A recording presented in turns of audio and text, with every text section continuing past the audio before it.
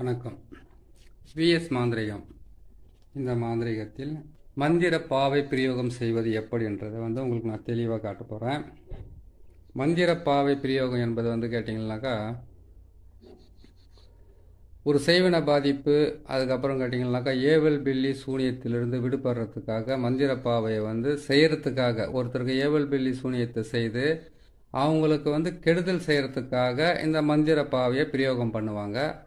அப்படி இந்த மந்திர பாவையை பிரயோகம் பண்ணும்போது கேட்டிங்கன்னாக்கா, அவங்க குடும்பத்தில் தொடர் தோல்வி, தொடர் நோய், வியாதி, பிணி, பீடைகள் அந்த குடும்பத்தை வாட்டி வதக்க ஆரம்பிக்கும்.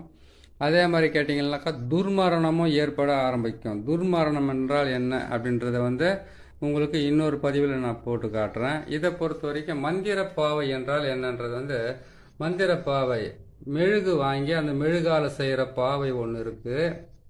அதுக்கப்புறமா பார்த்தீங்களானாக்கா, நம்ம பச்சரிசி மாவால் செய்கிற பாவை ஒன்று இருக்குது. அதுக்கப்புறம் பார்த்தீங்களானாக்கா மயான சாம்பல், அதுக்கப்புறம் கேட்டிங்கன்னாக்கா இடுகாட்டு மண், அதுக்கப்புறம் குலதெய்வ மண், காலடி மண், முக்கூட்டு மண், அதுக்கப்புறம் பார்த்தீங்கன்னா புத்து மண், குட்டிச்சவர் மண், அதுக்கப்புறம் பாழடைஞ்ச வீடு மண், அதுக்கப்புறம் மரங்கள் பட்டு போன மரத்துக்கு அடியில் இருக்கிற மண், இந்த மண்ணுங்களெல்லாம் எடுத்து மாந்திரிகத்தில் பிரயோகம் பண்ணுவாங்க.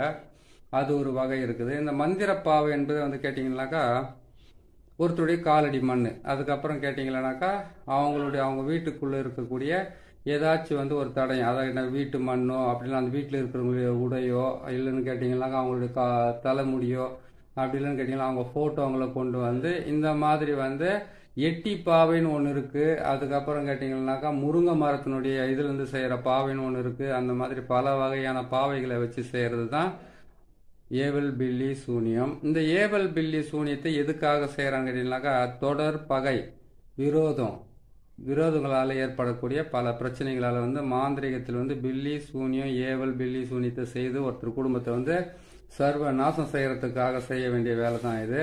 இந்த வேலையை இவங்க செய்கிறாங்க. இந்த வேலையிலேருந்து படுறாங்க கேட்டிங்கனாக்கா, இது செய்து முடிச்சுட்டு என்ன பண்ண கேட்டிங்கனாக்கா, மயான சாம்பலில் செய்தால் 7 நாள்லேயே அது பிரயோகம் ஆகிட்டு அவங்க வீட்டு வாசலில் கொஞ்சமாக போட்டாவே போதும். ஆட்டோமேட்டிக்காக அவங்க குடும்பத்தில் ஏகப்பட்ட பிரச்சனையும் தொந்தரவும் ஒருத்தருக்கு ஒருத்தர் ஒற்றுமை இல்லாமல், அதே மாதிரி கேட்டிங்கன்னாக்கா பகை மூட்டப்பட்டு அவங்க வீட்டிலேருந்து பிரிஞ்சு சண்டை போட்டுக்கிட்டு போக ஆரம்பிப்பாங்க. அப்படின்னு கேட்டால் கணவன் மனைவி உறவு பிரியப்படும்.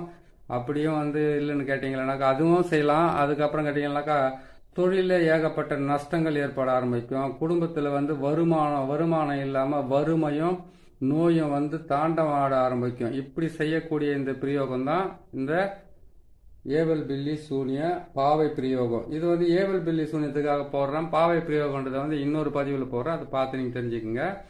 அதே மாதிரி கேட்டிங்கன்னாக்கா, இது 2 மண் பாத்திரத்தில் 2 பாவையை நான் செய்து வச்சுருக்கேன். 2 பாவையை பொறுத்த வரைக்கும் நீங்கள் என்ன பண்ணி கேட்டிங்கன்னாக்கா, இந்த பாவை இது மாதிரி பாதிப்பால் அவதிப்பட்டுக்கிட்டு இருக்கிற ஒவ்வொருத்தருக்கும் இந்த மாதிரி மண் பாத்திரத்தில் 2 மண் பாத்திரத்தில் 2 பாவை அரிசி மாவால் செய்யலாம், பச்சரிசி மாவால் செய்யலாம், மயான சாம்பலால் செய்யலாம்னு உங்களுக்கு நான் சொல்லியிருக்கேன்.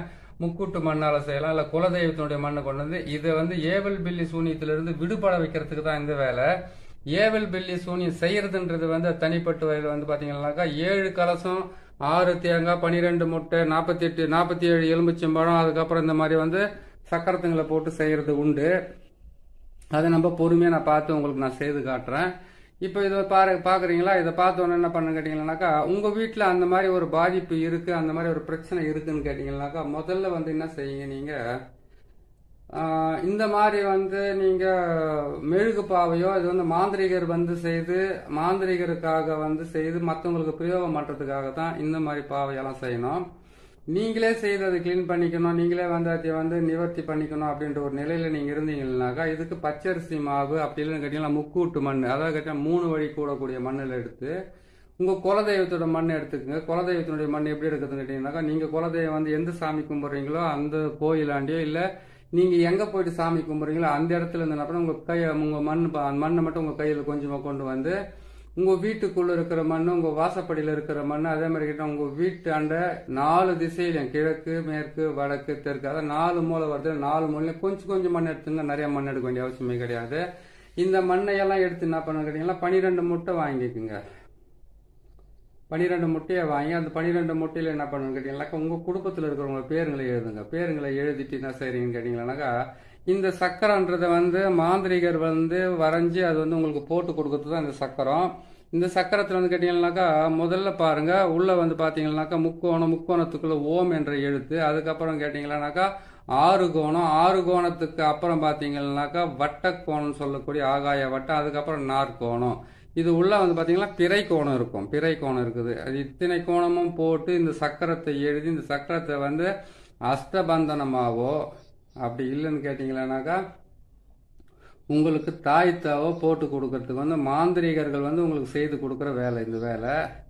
ஆனால் நீங்களே செய்துக்கணும்னு நினச்சிங்களேனாக்கா உங்களுக்கு இந்த சக்கரம் தேவையில்லை. ஒரே ஒரு முக்கோணத்தை மட்டும் போட்டு அந்த முக்கோணத்துக்குள்ளே வந்து 2 மண் பாத்திரத்தை வாங்கிட்டு வந்து அந்த 2 மண் பாத்திரத்தையுமே நீங்கள் அதுக்குள்ளே வந்து அரிசி மாவுலால் நீங்கள் செய்யலாம். அப்படி இல்லைன்னு கேட்டிங்கன்னா எருக்கஞ்செடிக்கு கீழே இருக்கிற அந்த மண்ணை கொண்டு வந்து அதில் வந்து உங்கள் வீட்டு மண் உங்கள் காலடி மண்ணெல்லாம் சேர்த்து நீங்கள் தாராளமாக அந்த பாவையை செய்துட்டு, அதாவது பொம்மை மாதிரி செய்யுங்க. பாவன்றது எப்படின்றதுன்னு கேட்டிங்கன்னா பொம்மை. அந்த பொம்மையை செய்து அந்த பொம்மைக்கு வந்து மஞ்சள் குங்குமம் இது எல்லாம் தூவி அதுக்கப்புறம் கேட்டிங்கன்னாக்கா அதுக்கு காதோலை கருகுமணி அதுக்கப்புறம் அந்த அவுள் பொறி கடலை பத்தி சூடம் இது எல்லாம் சேர்த்து அங்கே வச்சுட்டு ஒரு படையல் மாதிரி இதை வந்து என்ன பண்ணுங்க மண் பாத்திரத்திலே வச்சுட்டு என்ன பண்ணுன்னு கேட்டிங்களானாக்கா முதல்ல வந்து நீங்கள் மொத்த பேருமே குளிச்சுக்குங்க. குளிச்சுட்டு என்ன செய்கிறீங்க கேட்டிங்கனாக்கா அந்த முட்டையில் உங்களுடைய பேர் எல்லாம் எழுதிக்கிங்க. ஏதாவது கேட்டிங்கனாக்கா 12 முட்டை நீங்கள் வாங்கி தான் ஆகணும். ஏன்னு கேட்டிங்களானாக்கா 12 முட்டை அதுக்கப்புறம் கேட்டிங்கனாக்கா 12 எலுமிச்சை பழம் வாங்கலாம். ஏன்னு கேட்டால் ரொம்ப ஈஸியான வேலை தான் கொடுத்துருக்கேன்.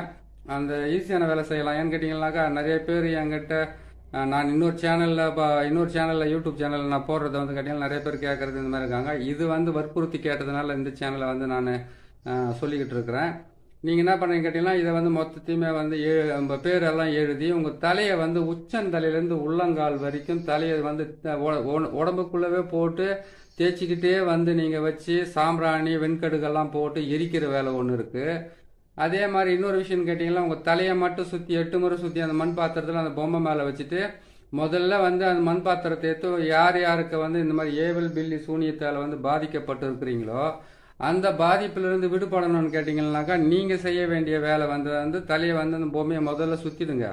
சுற்றி முடிச்சதுக்கப்புறம் கற்பூரம் வந்து கேட்டிங்கன்னாக்கா பில்ல கற்பூரம் சொல்லுவாங்க இல்லையா, அந்த பில்ல கற்பூரத்தை வந்து என்ன பண்ணுங்க ஒரு 5 பாக்கெட் கூட வாங்கிக்கலாம். உங்கள் வீட்டில் எத்தனை பேர் எண்ணிக்கை இருக்கிறாங்களோ ஒரு ஆளுக்கு ஒரு பாக்கெட் கணக்கு வாங்கிக்கோங்க.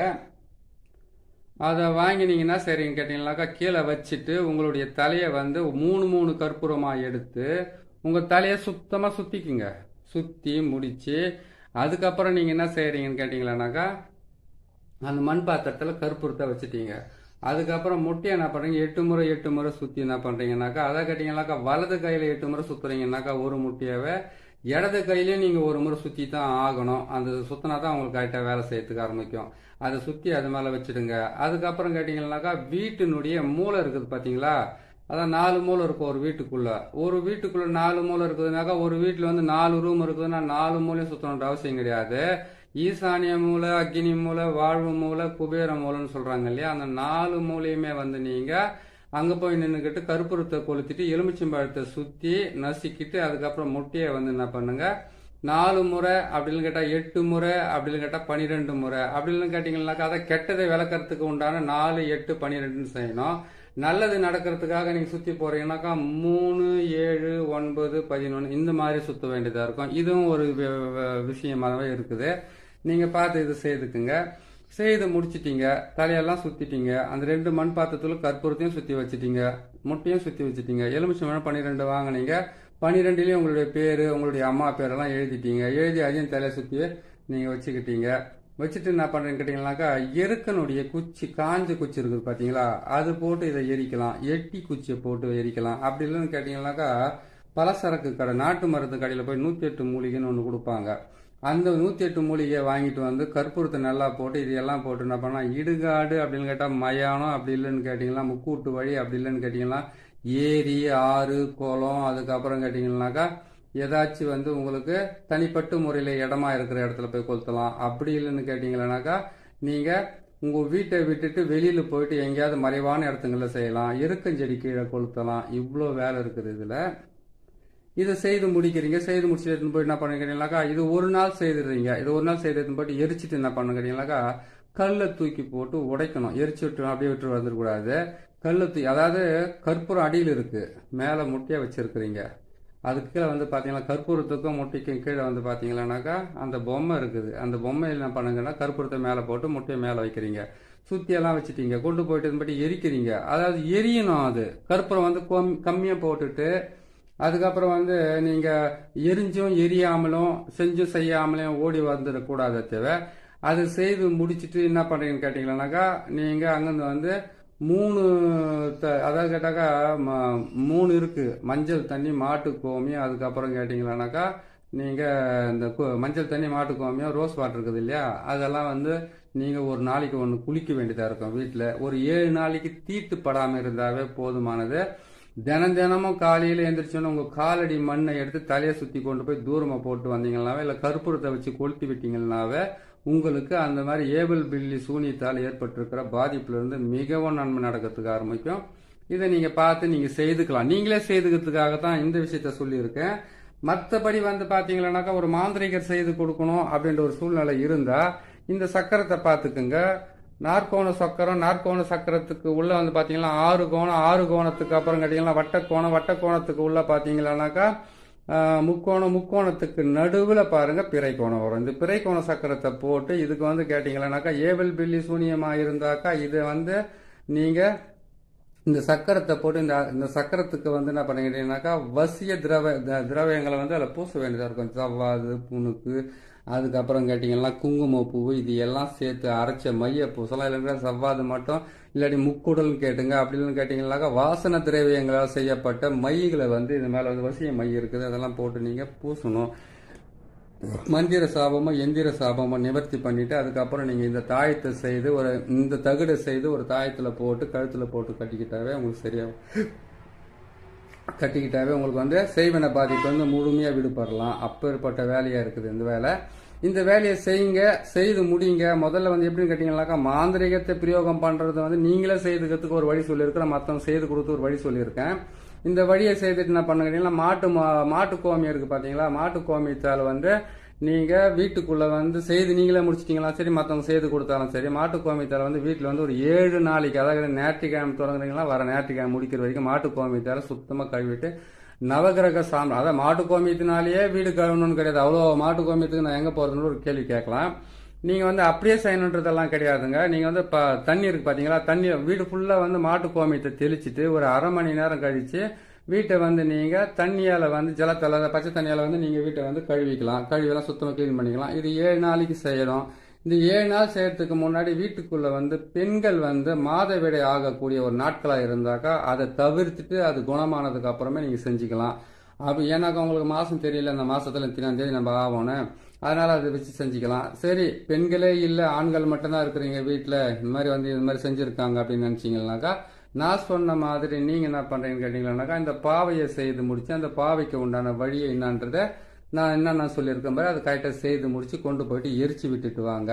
குலதெய்வத்தினுடைய மண்ணை ஏன் எடுக்கணும் அப்படின்னு கேட்டிங்கன்னா உங்கள் குலத்தை காக்கிற தெய்வத்துக்கு தான் முதல்ல கட்டே போடுவாங்க. எப்படின்னு கேட்டிங்கன்னா உங்கள் குலதெய்வம் எதுன்னு தெரிஞ்சு கட்டு போட்டால் தான் அவங்களால வந்து முழுமையாக உங்களை வந்து அவங்களுடைய ஆசைகளுக்கு தகுந்த மாதிரி உங்களை வந்து ஆட்டி படைக்க முடியும். இதுதான் அந்த மாந்திரிகத்தில் இருக்கக்கூடிய மிகப்பெரிய விஷயம். மாந்திரிகத்தை நம்புறவங்க ஒரு சிலர், நம்பாதவங்க பல பேர், நான் அதுக்கப்புறம் ரெண்டுமே இல்லாதவங்க சில பேர் இருக்காங்க. நீங்கள் வந்து பாதிப்பு ஏற்பட்டு இருந்தால் அந்த மாதிரி சிக்கல்களில் நீங்கள் மாட்டிக்கிட்டு இருந்தீங்கன்னா இதை கண்டிப்பாக நீங்கள் செய்து முடியுங்க. இதுக்குன்னு மந்திர பிரயோகம், எந்திர பிரயோகம், கரு மாந்திரிகம், உரு மாந்திரிகம், பல மாந்திரிகள் இருந்தாலும் இது வந்து ஏவல் பில்லி சூனியத்தினால் வந்து ஈஸியாக எடுக்கக்கூடிய ஒரு பக்குவமான வேலை தான். இந்த வேலையை நீங்கள் செய்து முடியுங்க. செய்து முடிச்சதுக்கு அப்புறம் நீங்கள் வந்து 7 நாள் செய்து முடிச்சிட்டீங்க. 7 நாள் வீட்டையெல்லாம் சுத்தமாக கழுவி முடிச்சிட்டீங்க. அதுக்கப்புறம் என்ன பண்ணுங்க, உங்களுடைய குலதெய்வத்துக்கு உண்டான ஏதாச்சும் வந்து ஒரு பூஜையை போடுங்க. சரி, குலதெய்வத்துக்கு தான் போடணுமா, இப்போதான் போட்டோமே, இது செஞ்சதுக்கு அப்புறம் வேற என்ன செய்யலாம்னு கேட்டீங்கன்னாக்கா ஏதாச்சும் வந்து கேட்டீங்கன்னாக்கா உங்களுக்கு விருப்பமான கோயில்களுக்கு போயிட்டு ஒரு நாள் ஒரு இரவு மட்டும் அங்கே தூங்கி எந்திரிச்சு நீங்கள் போட்டுக்கிட்டு இருக்கிற ஆடைகளை வந்து அங்கே கழட்டி போட்டுட்டு நீங்கள் குளிச்சுட்டு மறுநாள் வந்து வீட்டை சேரத்துக்கு வழியை பார்க்கலாம். ஓரிரவு வந்து அந்த கோயிலை தங்கறதுனால இதெல்லாம் செஞ்சு முடிக்கிறதுனால மாந்திரிகத்திலிருந்து மிகப்பெரிய விடுதலை கிடைக்குமா, மாந்திரிக பிரயோகத்திலிருந்து தப்பிக்க முடியுமா? கண்டிப்பா முடியும். நீங்க பிரயோகம் பண்ணி பாருங்க, இதனுடைய பலன் வந்து உங்களுக்கு நிறையவே கிடைக்க ஆரம்பிக்கும். சரிங்களா? இதை செய்யுங்க. செய்து முடிக்கும் போதே வந்து பாத்தீங்கன்னாக்கா எல்லாமே வந்து ஒரே நாள்ல ஒரே நிமிஷத்துல முடியறது இல்ல. இதுக்கு 7 நாள் எதுக்காக டைம் கொடுக்குறா? சூரியன், சந்திரன், செவ்வாய், புதன், குரு, சுக்கிரன், சனி, ராகு, கேதுன்னு சொல்லக்கூடிய 9 கிரகங்களுக்கு உண்டான ஆதிக்கத்தினால்தான் வந்து ஒருத்தர் மாந்திரிகத்தை பிரயோகம் பண்ணுவாங்க. அந்த மாந்திரிகத்திலிருந்து நீங்க முழுமையா விடுபடணும். மாந்திரிகம் என்பது வந்து செயலிழக்க செய்யணும். இதுக்கெல்லாம் வந்து பல ரகசியமான பொருட்களையும் பல ரகசியமான வழிகளையும் செய்து வச்சிருக்காங்க. இதையெல்லாம் உங்களுக்கு நான் தெளிவா ஒவ்வொரு பதிவிலையும் நான் உங்களுக்கு போட்டுக்கிட்டு வரேன். நீங்க பாருங்க, பார்த்து முடிச்சீங்கன்னா சரியா இருக்கும். இதுதான் இதனுடைய சக்கரம், இதுதான் இந்த பூஜைக்கு போட வேண்டிய பொருட்கள். இந்த பொருள் எல்லாம் உங்களுக்கு நான் தெளிவா வச்சிருக்கேன். பாருங்க, பார்த்து செய்து முடிங்க. இன்னொரு பதிவில் வந்து இன்னொரு மாந்திரிகத்தினுடைய பிரயோகம் பண்ணி எப்படி நம்மளை காப்பாத்திக்கிறது, எப்படி மாந்திரிகம் செய்து கொடுத்தா பலிதமாகும், நீங்களே செய்து எப்படி வெற்றி பெறதுன்றதை வந்து சீக்கிரமா நான் போட்டுக்கிட்டே வரேன். பாருங்க, பார்த்து நீங்களும் செய்து நீங்களும் நல்லா இருங்க, மற்றவங்களும் நல்லா இருங்க. நன்றி, வணக்கம்.